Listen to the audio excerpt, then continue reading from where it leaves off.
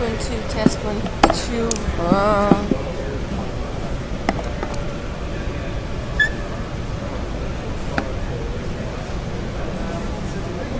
Test 1, 2, test 1, 2.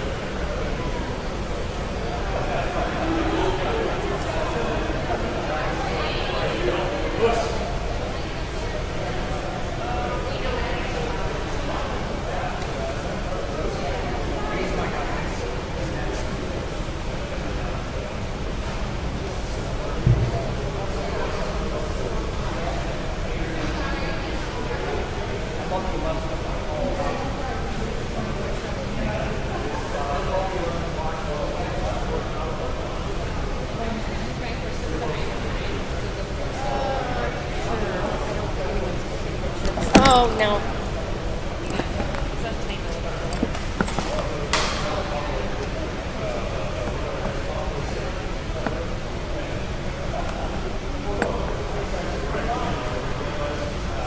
All right, well, I'm going to have to stand up on this side anyway. I'm going to have to stick my arm in there and do that. Gary, you take the lead.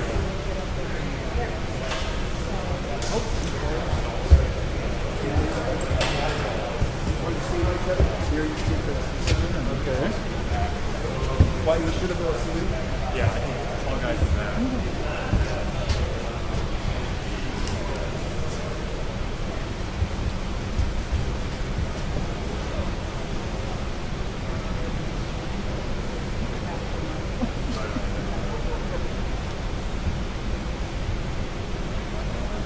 So are we ready here? Okay, well, I want to welcome everybody. We have a piece of legislation that we're pretty happy with that is going to really change the direction of the alcohol industry in the state. I want to thank, I'm joined by Senator Sheila Harsdorf, Representative Dale Coenga, and Representative Shannon Zimmerman. My name is Gary Talkin. We also have Representative John Mako, who couldn't join us today, but is very supportive of this bill, but he's working on a little thing called Foxconn. We know that Chapter 125 is the chapter in the that deals with alcohol. And we want to make sure that we're progressive and job-orientated, and the bill that we've put together is going to make a difference in the state of Wisconsin. What we're trying to do is be transparent, and that's why we have our names on this bill. We believe it's going to make a huge difference in the state of Wisconsin, and as legislators, it's our job to find balance, to try to be pro-business and pro-economic development, and really try to help the state of Wisconsin move forward and provide opportunities for many people. And we have a great infrastructure in this state. We just need to make sure that that we work together, that we communicate, that we try to improve things, and that's what this piece of legislation does. It's going to start a conversation that's going to make a difference in the state of Wisconsin. It isn't meant to be the end all, it's the start of a conversation to try to improve the opportunities we have here in the state of Wisconsin. In Wisconsin, we have an unbelievable opportunity. We have restaurants and supper clubs and bars and wineries and all kinds of things. Well, in this state, tourism is huge. We have agriculture and manufacturing and tourism that really are the economic driving forces in the state of Wisconsin. In fact, since Governor Walker took office, tourism has grown 35% in the state of Wisconsin. It's a $20 billion business. So we want to take advantage of the opportunity. Does it matter whether it's wineries or microbrew pubs or bars or the dells or fishing or hunting that we have that draws people into the state? No. Those are the things that are going to drive people in the state, and if we're able to strengthen our infrastructure, we're going to offer everybody more opportunities, and that's really what we're trying to do here.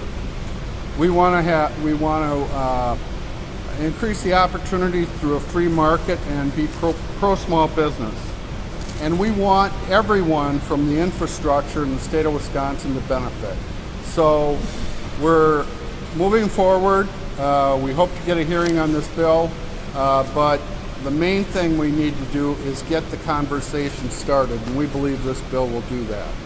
So I'm going to turn the mic over to Senator Sheila Harsdorf. She'll be next up. Well, thank you, Gary. This legislation, which as Representative Tauken indicated, is really a starting point to begin the discussion. This legislation will provide a benefit to brewers, distillers, wholesalers, retailers, and most importantly, consumers. We are seeing in our districts and throughout Wisconsin the archaic three-tier system actually hindering job creation and limiting economic development. And that's what this legislation is really all about. I wanted to take an opportunity to just touch on a few of the provisions within this bill that I believe will have a significant impact in our communities and future growth opportunities for jobs. One of the things it does is it will provide a 10% increase in the allowable Class B liquor licenses in municipalities. I can tell you directly in my district, I am getting calls from some of you might not know, I represent right next to the state of Minnesota, basically a suburb of the Twin Cities. We're seeing a lot of economic development opportunities, but right now we've got municipalities that can attract businesses, but they literally don't have the liquor licenses that are critical to attracting those businesses. And so this will allow, provide greater flexibility for municipalities who have the opportunity to grow businesses, and yet like restaurants and other bar and grills, which really need those liquor licenses to give those services that their customers are demanding. We also, in this bill, will allow increased sale of gallons for both brew pubs and wineries. Right now we have a system where wineries can market by belonging to a co-op.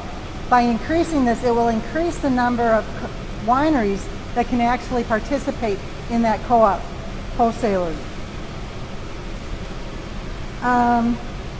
One of the other things that we're seeing, and we're seeing wineries really being limited because of the required 9 p.m. closing hour.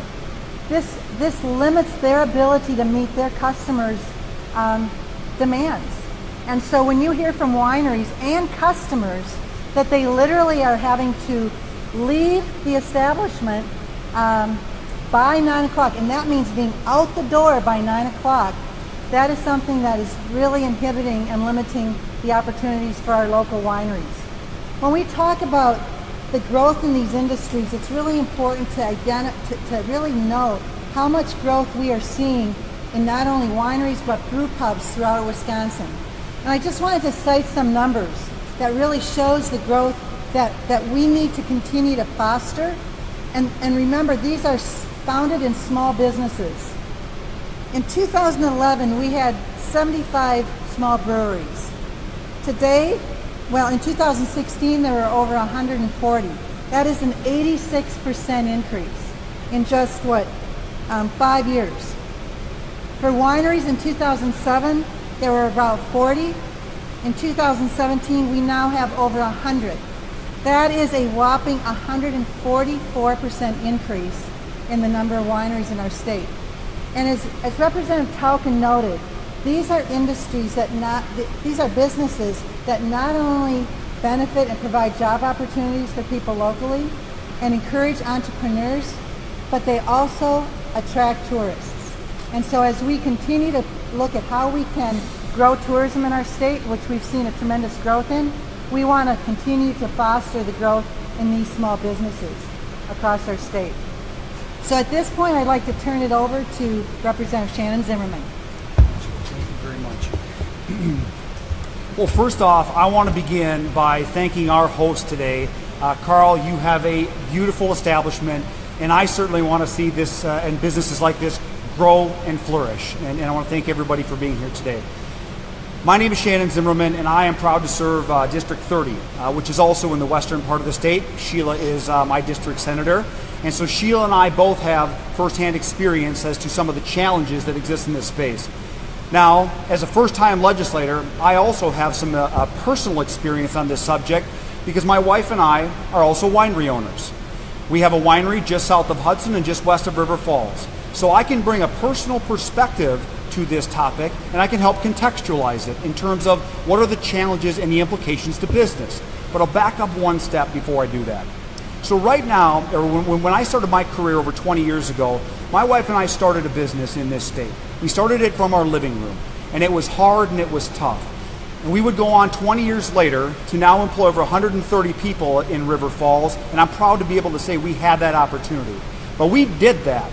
We did that by working hard, competing aggressively, and we didn't do it with limitations from government.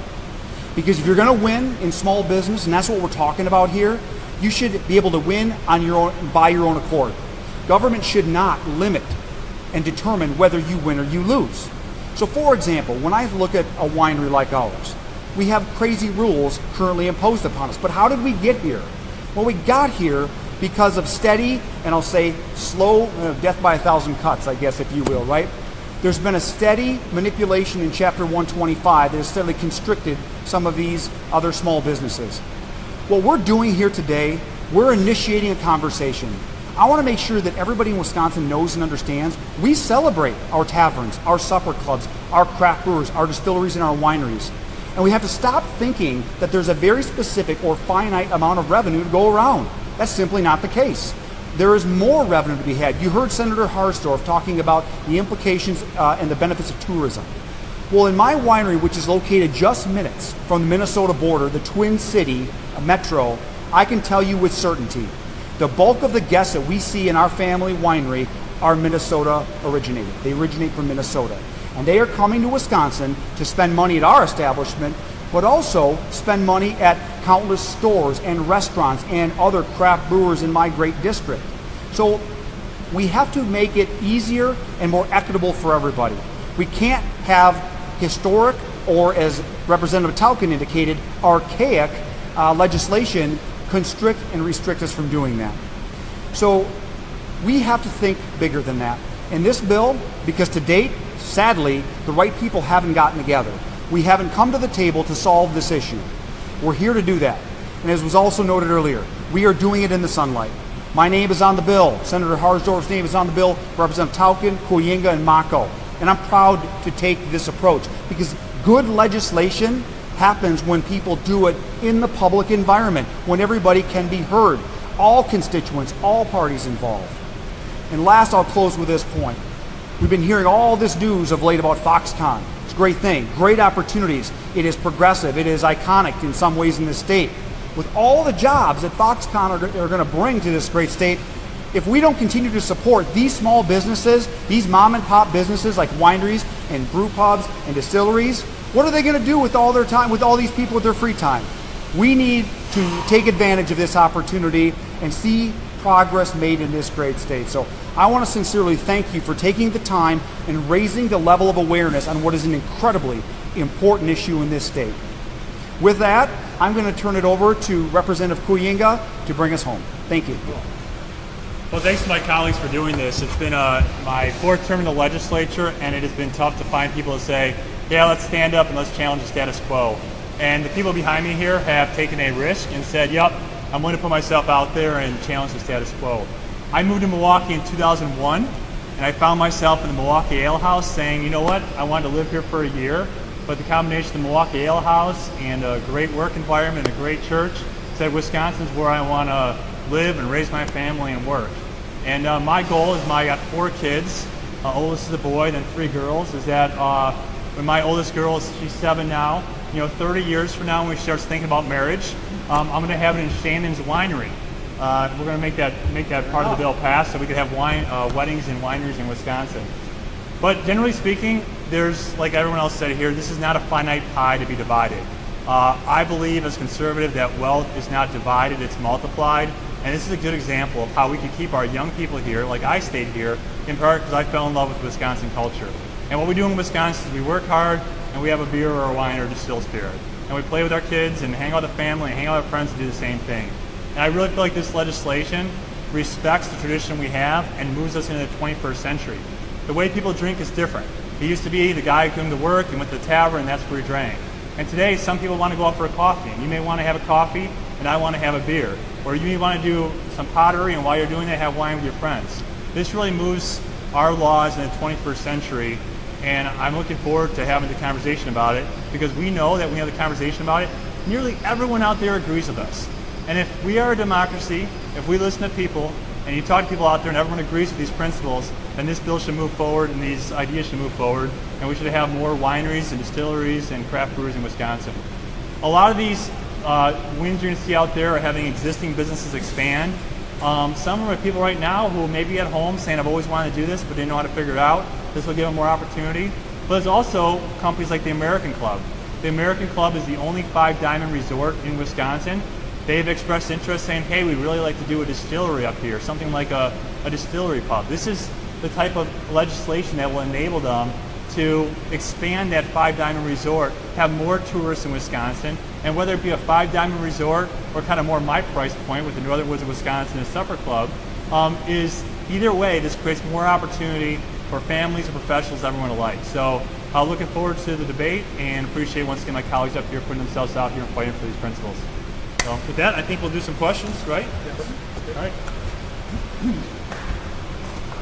More questions? All right. Do you see any issues with, you own a winery, Representative Zimmerman? I do own a winery, yes. Do you own a winery, Representative Lockton? No winery, I'm a collector though. Okay. Do you see any conflict with passing a bill that's going to help your own business? I'm gonna answer that question for him. Well, I asked it to Representative Zimmerman. You know, you're consistently this way lately. That's all right. But Step in, so. that's right. You can answer too. But I'm just saying we're up here as a team, and we'll talk about that as well. Okay. But what we are, in case you haven't noticed me in your time in the building, is we're citizen legislators.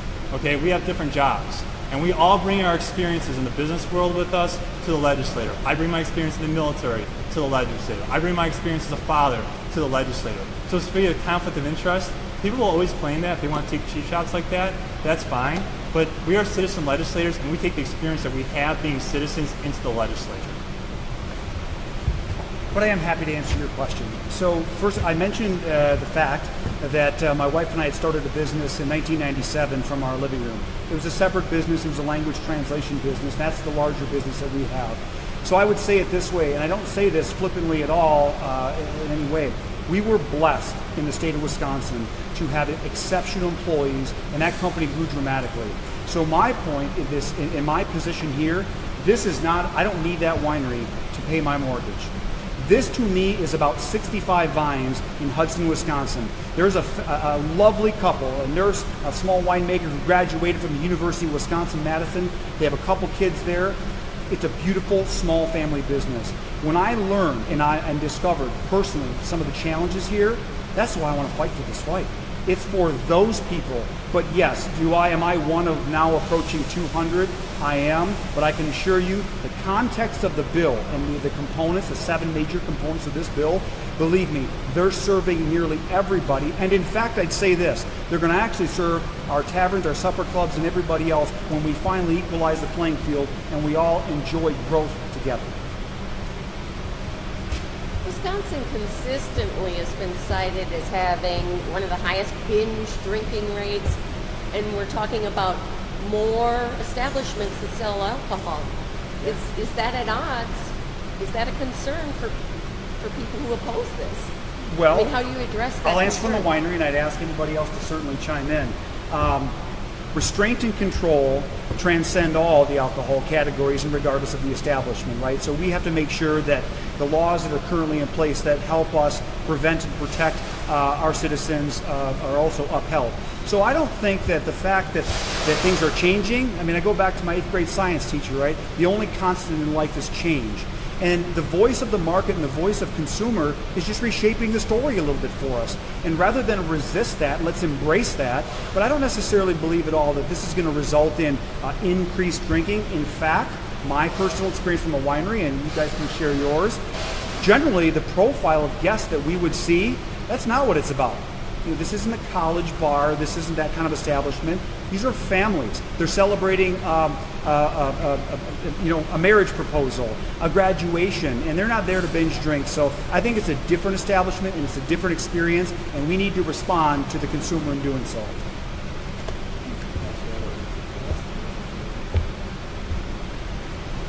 Other questions? Thank you all so much for coming. Yeah, Appreciate it. much appreciated. Take care.